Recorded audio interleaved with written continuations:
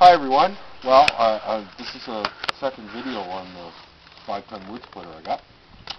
I just want to go through, like I've been using it, as you can see by that pile there. Alright. I have split quite a bit of wood in the last couple of days. I figured it took me 4 or 5 hours. I'm not sure. I haven't been keeping track of that. But the first thing that I did after I initially tried it out, I made this table or stand for it so that, as you can see, I'm not bent over, right? This is the right height for me. Press the button and it's not affecting my back at all, right? That's the first thing you got to do. Is get it up off the ground. I see a lot of videos and guys are down like this and they're squatted or they're sitting on a block of wood or something like that. You really don't have the range of motion. You really want it up, right? Now, a lot of you guys may or may not know, I don't know, but I am a machinist and I've worked on lathes a lot in my life, milling machines, and everything is up, you know, to where you can work, you know, your work area is there. These machines are designed to be up. So a human body is designed to have these up. And it doesn't take much. This stand is just something I threw together with some 2x4 and some old boards. That's the first thing. The second thing is I made up a bunch of blocks. I'm going to show you how to use these in a second. The reason I have the blocks is because the wood is of varying lengths, right? I'm not your most stable cutter. And I'm just going to run through some of this wood here to show you how I set these things up, right? You know, we'll start with a little one here. As you can see, if I'm going to split this, that just took too long. So what I did, a 4x4 that way and a 4x4 that way, and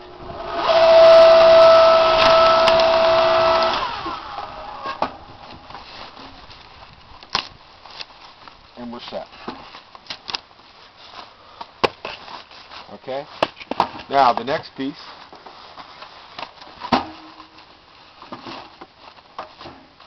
I'll set that like that. When you do set blocks up, try to make sure there's a little bit of a gap, because I found if it's really tight in there, you'll blow a circuit breaker. Right? And so I leave a little bit of gap so that the motor gets up to speed. And as you can see, it's pretty quick.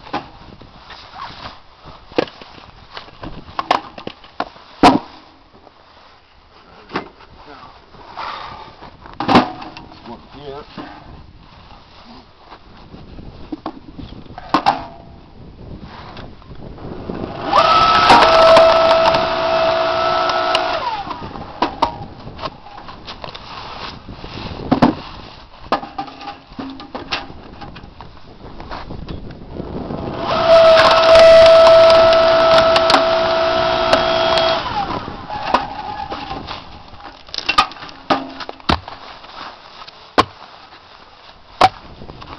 Now, the thing is, you can use the block different ways, right?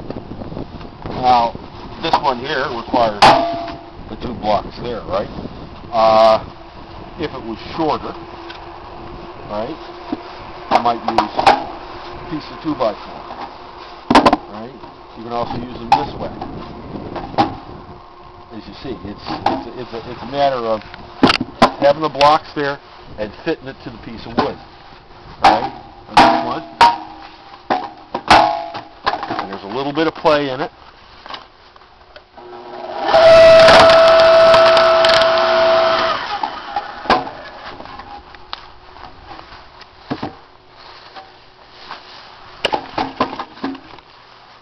see, it's when you shorten it up with the blocks, your stroke is very quick. Right? With any machine, you know, like when I worked in a machine shop, you have to produce. So you got to make that machine work.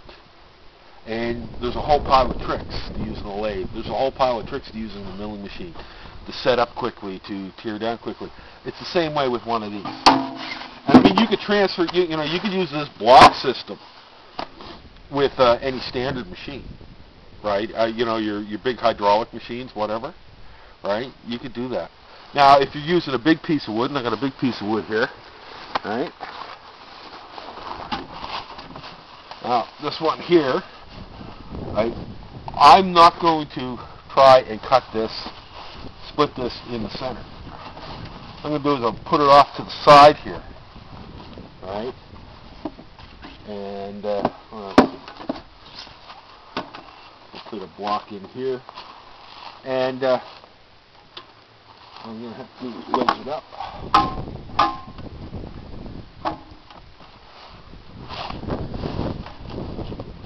So I'm going to put it off to the side, because if I was splitting that with an axe, I'd be hitting the sides of it as well.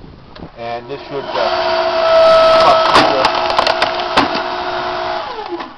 relatively easy.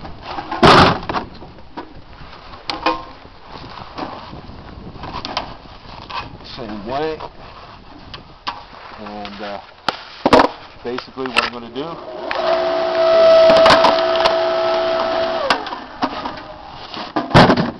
is trim her down.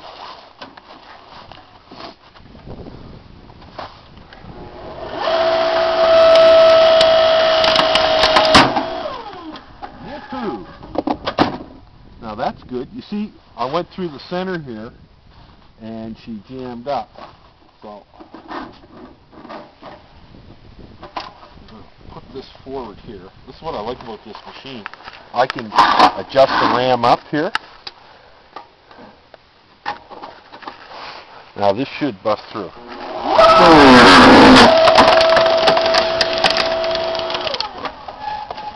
See, what happened was the block of wood slipped up. Now that'll have to come back.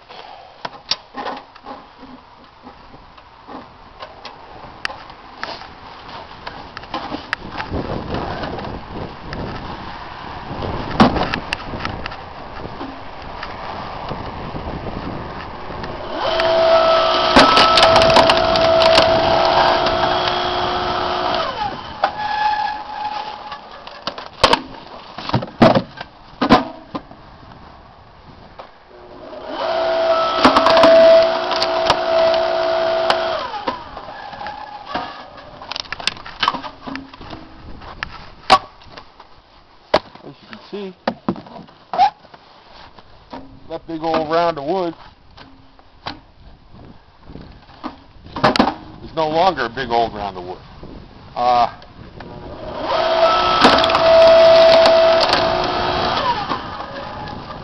This is black spruce, which to split this with a maul, absolute nightmare. Absolute nightmare. Anyway, it doesn't really matter what you're using. You know, what kind of wood you're cutting. You use it. You can see the block exploded, eh? On that one. But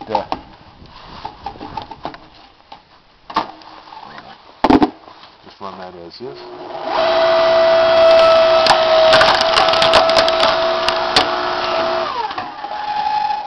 This is another piece of that black spruce, and it's fibrous. It's green as well, so.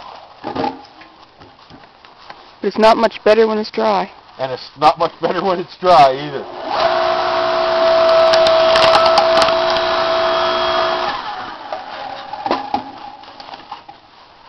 But, you know, I'm able to run this stuff through relatively quickly. And using using blocks with it, it makes it a lot easier for me. All right, and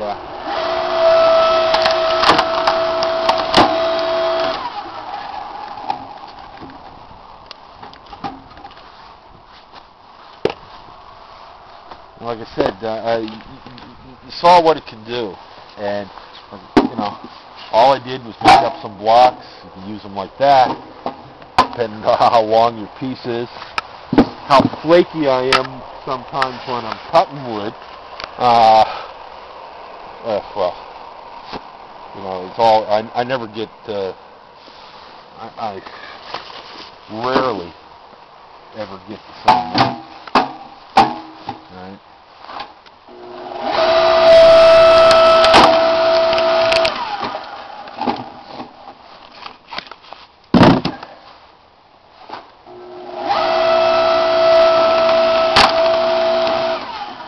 But the beauty of this is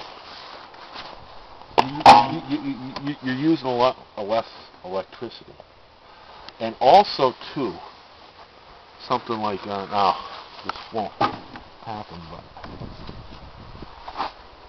if you're going, you can run this right to the max, right? I've heard guys say, I wish it would run right out, because like if you don't have a block,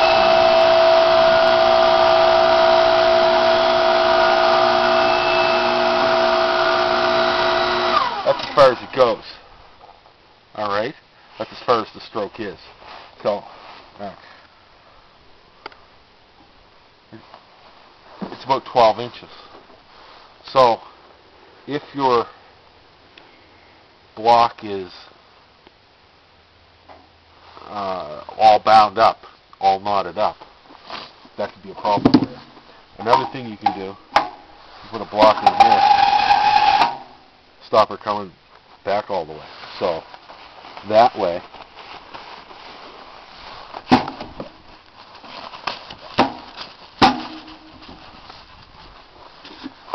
drop that in there.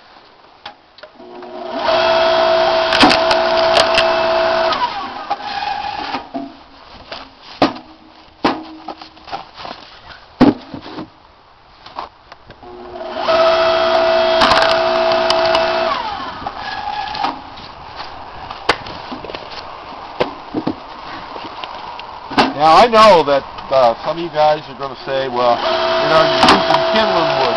You know, why don't you use some big wood? Well, I have a small stove, and you know, this fits in the stove just the way I want it. Right? If I had one of the great big things, I can tell you, I don't think I'd have a problem, because you know, you can split up. See, now sizes that big would be a problem getting it in the stove. Yeah, for us, yeah. Right? Well, these will go in like that way. Yeah. You know, and it'll be... But it will take up most of the internal space. But the thing is, even if you have big wood, right?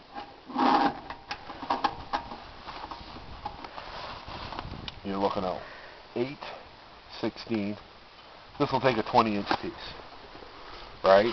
Now I know some of you guys got those big stoves, so you know, get yourself a big log splitter. You know, you're going through 8, 10 cords a year.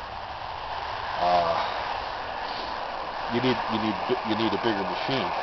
But for the rest of us, we really don't. And something like this will do it. And like when you got a big log, just set it off to the side, and you'll be able to bust it open. I have not been defeated yet. There has not been I've split maple, I split birch, I split cherry, fir, white and black spruce. And like I said, black spruce is the nightmare. I'd rather I can split. I have a lot of black spruce on the property, and But I can tell you, I'd rather split a cord of hardwood than I would black spruce. Those knots in it, just unbelievably terrible. This has all the power I need, and I'm really happy with this. As you can see, except for that piece popping out, and it was the that rotten old piece of 2x4 that broke. So anyway, I hope this was a bit of a help to you. Like it shows you, you know, I can go through the wood pretty quickly, and it works good. I'm so happy with this. And my back and my shoulder, guess what? The pain, it's just a niggling pain. It's just not, it's not a hard pain. Like sometimes she'd see me and I'd be ashen gray. The pain would be so bad up in there. So I've saved my back. Anyway, until the next time.